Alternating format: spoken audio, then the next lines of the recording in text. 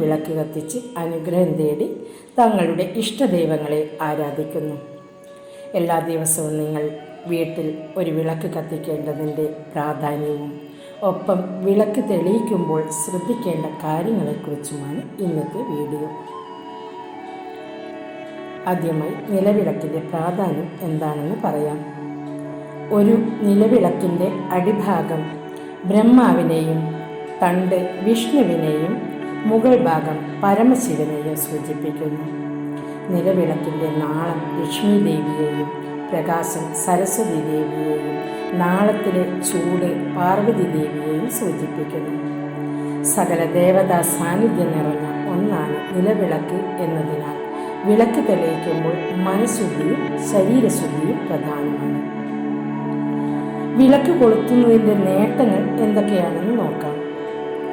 വീട്ടിൽ നിങ്ങൾ ദൈവത്തിന് മുന്നിൽ ഒരു വിളക്ക് കത്തിക്കുന്നതിലൂടെ ദൈവം എവിടെയാണെന്നും അറിവ് ഉള്ളിടത്താണ് വെളിച്ചം എന്നും നിങ്ങൾ സ്വയം ഓർമ്മിക്കുന്നു. രാവിലെ വിളക്ക് തെളിയിക്കുന്നതിലൂടെ നിങ്ങളുടെ ദിവസത്തിന് ഒരു പുതു ഊർജം കൈവരുന്നു. നിങ്ങളുടെ ജോലികൾക്കും പ്രവർത്തനങ്ങൾക്കുമായി പുറപ്പെടുന്നതിൻ്റെ മുമ്പ് 5 മിനിറ്റെങ്കിലും ദൈവത്തോട് പ്രാർത്ഥിക്കുന്നത് നിങ്ങൾക്ക് കൂടുതൽ ശക്തി നൽകുന്നു. മനസ്സിന് ഒരു പ്രതീക്ഷ കൈവരുന്നു. വെല്ലുവിളികളെ അഭിമുഖീകരിക്കാനുള്ള ശക്തി നിങ്ങൾക്ക് ലഭിക്കുന്നു. വിളക്ക് നമുക്ക് ഒരുതരം ദിവ്യാനുഭവം നൽകുന്നു. അത് ഒരു പോസിറ്റീവ് എനർജി തന്നെയാണ്.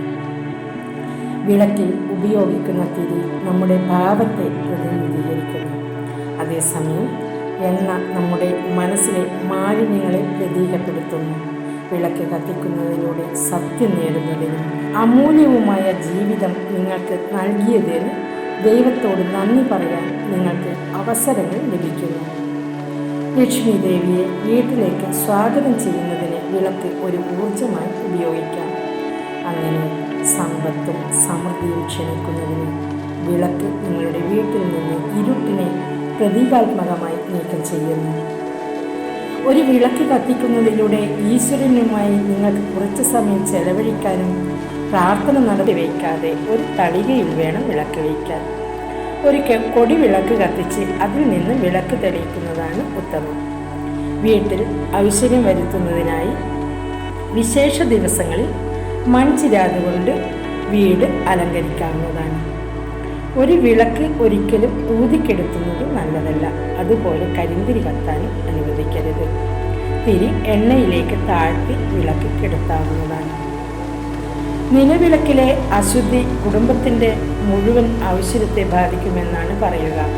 അതിനാൽ ദിവസവും കഴുകി വൃത്തിയാക്കിയ ശേഷം വേണം വിളക്ക് കൊളുത്താൻ.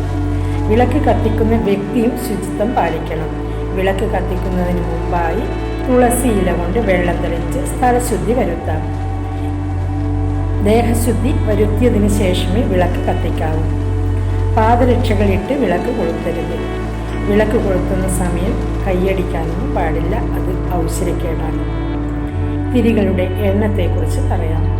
കിഴക്ക് പടിഞ്ഞാറ് ദിക്കുകളിലേക്ക് 2 വീതം തിരികളിട്ട് വിളക്ക് കൊളുത്തണമെന്നാണ് വിശ്വാസം. 2 തിരികൾ ധനാഭിവൃദ്ധിക്കും 5 തിരികൾ സർവൈശ്വര്യത്തിനും കാരണമാകുന്നു. ഒരു തിരി മാത്രം ഇട്ട് വിളക്ക് കൊളുത്തുന്നത് മഹാവ്യാധിയെ ക്ഷണിച്ചു വരുത്തുമെന്നാണ് പറയുന്നത്. അതുപോലെ 3-4 തിരികൾ ദാരിദ്ര്യത്തിനും കാരണമാകുന്നു.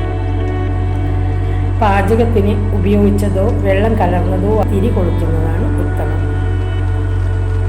വിളക്ക് എല്ലായ്പ്പോഴും ഒരു നല്ല ലക്ഷണമാണ്. ആരെങ്കിലും നിങ്ങൾക്ക് ഒരു വിളക്ക് സമ്മാനിക്കുകയാണെങ്കിൽ അത് പൂർണ്ണ മനസ്സോടെ സ്വീകരിക്കണം. കുറഞ്ഞത് എല്ലാ വെള്ളിയാഴ്ചയും ലക്ഷ്മി ദേവിയുടെ മുന്നിൽ ഒരു വിളക്ക് തെളിയിക്കുക. കാർത്തിക മാസത്തിൽ വീടുകൾക്ക് മുന്നിൽ വിളക്കുകൾ കത്തിക്കുന്നത് ഐശ്വര്യം ഉണ്ടാകുമെന്നാണ് പറയുക.